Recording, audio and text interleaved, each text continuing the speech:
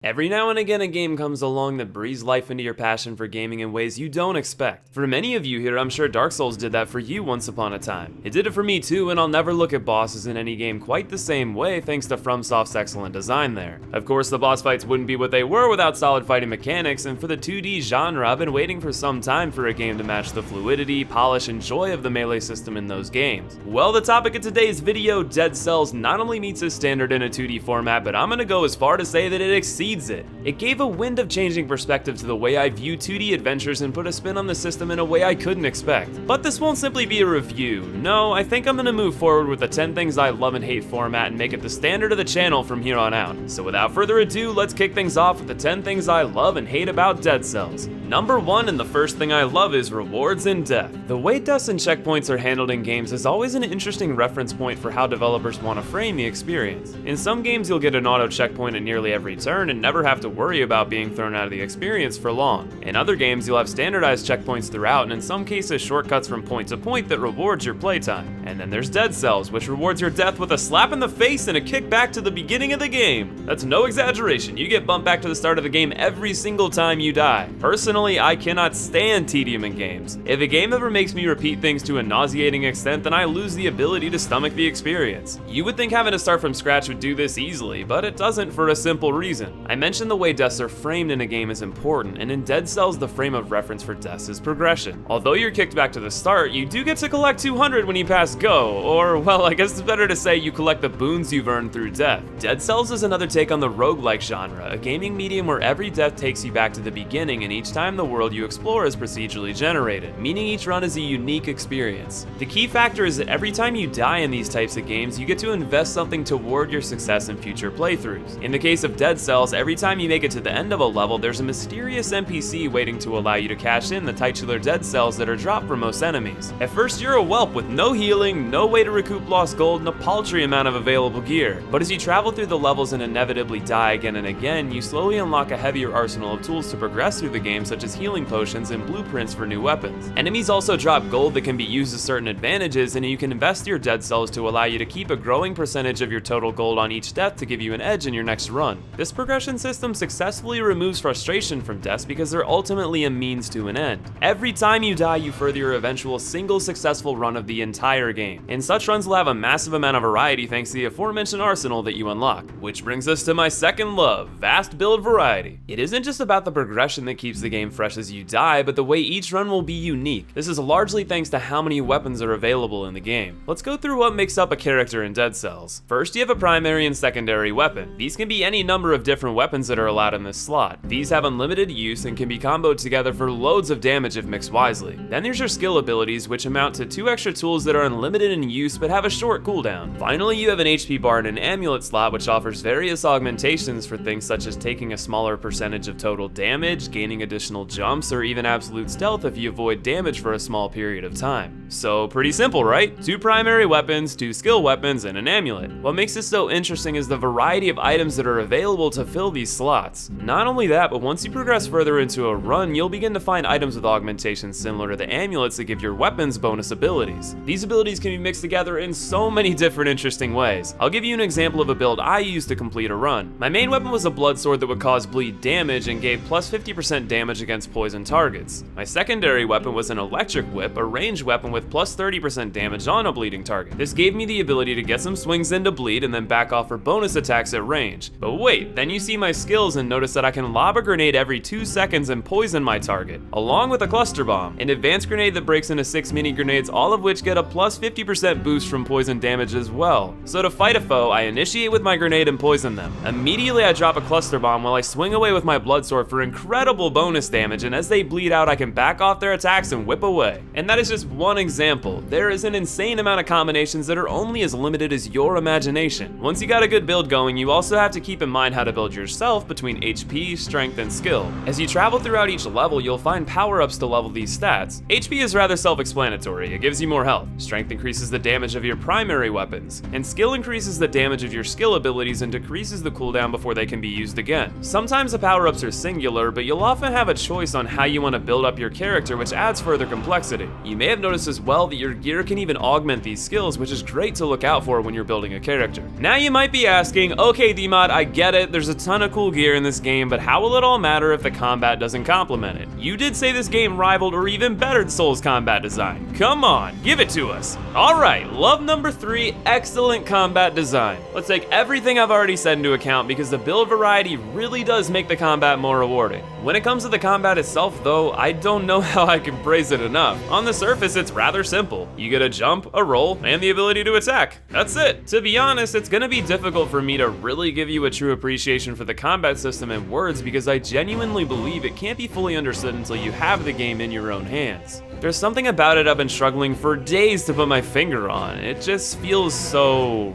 right? When I input the game to control my character in a way, it works perfectly every time. I never miss a beat if I'm on a roll, and the game is always there to punish any of my missteps. I can't think of a single time in my 20+ hours with the game that I've been upset at any bit of unfair or frustrating mechanics. Every enemy has a counter, every build has its strengths, every input is perfectly executed, and it feels fucking awesome. I can't overemphasize how phenomenal it feels when you have a build with amazing synergy put together and you wreck your foes while you jump around like a damn acrobat. When you're on point in the game, it makes you feel like a goddamn powerhouse, and I love that. Sure, I like it too when games make it feel oppressive and like the world's out to get you, and don't get me wrong, Dead Cells is out to get you. But if you have the skill to capitalize on the tools available to you, I genuinely believe this is one of the most rewarding and fun combat systems I've ever had the pleasure of playing. Though with all great power comes great difficulty, and love number 4, Deceptive Challenge. I mentioned that when you're on in this game, then nothing can stop you. The world is your oyster and you're gonna fuck it all the way to the final boss, am I right? Well, all that dicking around might make you a bit cocky, and that's when the game punishes your ass hard and fast. In many ways, I think this game could only be a success with its immensely polished combat system because of how brutal it actually is. For starters, enemies do a lot of damage, and as you progress, you'll get to a point in the game where enemies can 1 or 2 shot you if you haven't invested heavily in your health stat. Ultimately, carelessness and cockiness is what's gonna get you wrecked in this game, and that's a great thing. The feeling when you have an ideal build and then get backed in a corner and get completely obliterated in seconds is gut-wrenching, but gives me a hearty laugh all at the same time. Because it illustrates my number 5 love, a high skill cap. Trust me, I was getting my ass kicked in my first handful of runs. I was jumping instead of rolling out of habit in platformers, I didn't know how to make a good build, and I didn't make smart decisions on handling enemy engagements. Yet again though, death in this game is a reward because it's always teaching you something. You certainly feel the pain as your dead cells shower the screen, but it makes you better and better at the game. So when you get the gut punch I mentioned, you'll have a bit more game knowledge to smack the game back in its place. And as you gain more game knowledge, you can start taking advantage of love number 6, the game's risk versus reward systems.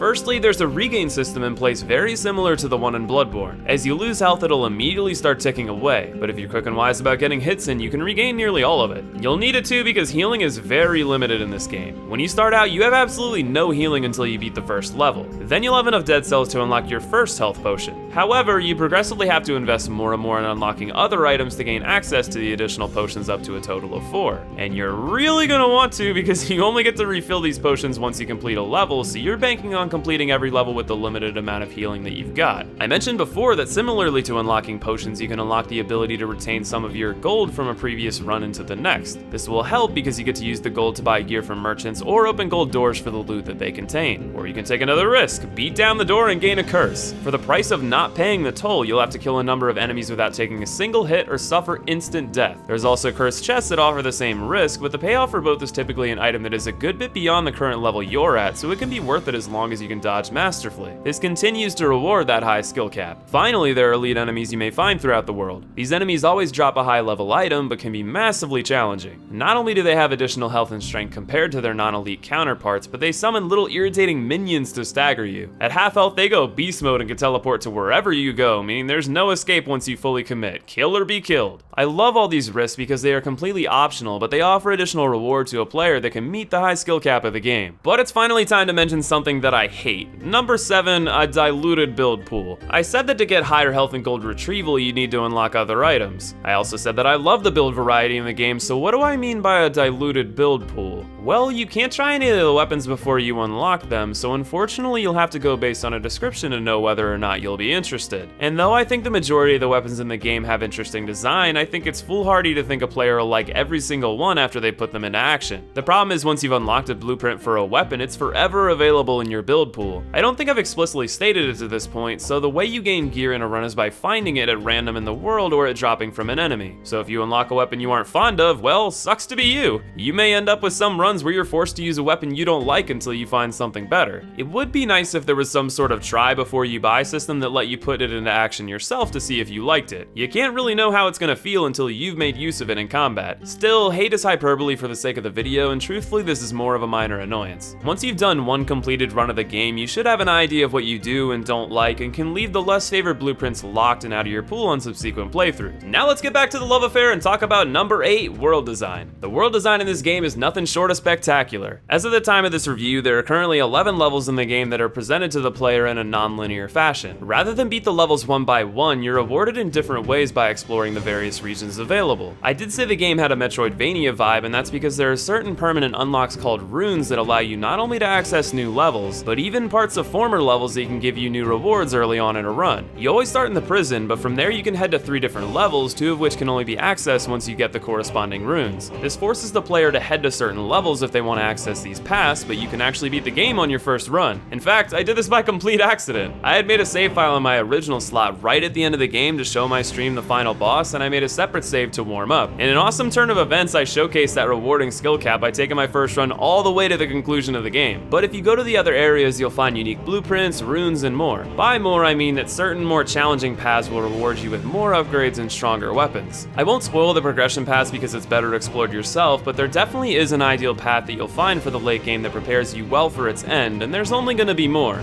That's right, I haven't mentioned love number 9, the game is in early access. Now you might be asking why I would love that a game is in early access. Let's take a quick moment to review what early access is. There's games that are funded by publishers at the AAA level, there's indie developers that fund the games themselves or from other publishers, or what's become popular in the last decade, crowdfunding. In crowdfunding, you often donate up front in the hopes the game will be good. There's been great examples of this, and there's been horrible examples of this. Early access isn't immune to this either. With early access, you instead get an early build of the game for a set price, and the developer commits to updating the game as time goes on. To be honest, I'd never really liked the idea of early access, and I'd never tried an early access game to this point, but the quality of Dead Cells has me much more open to the idea. Instead of investing in an idea, you pay a price for an already playable product that at worst will receive no meaningful updates and you cash out of what you bought in early access, and at best you could end up getting far more value than you initially paid for because you bought in early and supported the game's further development. With Dead Cells, the game currently goes for $17 and the development team is aiming to double the content over the next year. The thing is, I'm already more than satisfied with what I got for $17. Number 10, I love this game. If it isn't already clear, I'm infatuated with this game. A few people in my Twitch chat were mentioning the game to me, and one of my mods, Nuosun, was giving me the nudge to buy it, so I said, heck, why not? I guess I'll try it. I'm so glad that I did because it's one of the best games I've played this year, which is high praise when you consider what kind of year we've had so far. The combat, world design, player choice, replayability, art design, and the list goes on. I love everything about this game and I can't rave enough about it. I urge you to try it out for yourself. The game is an incredible value as is, and I have faith in the development team's ability to make more content when they were able to push out such a fantastic experience in mere early access.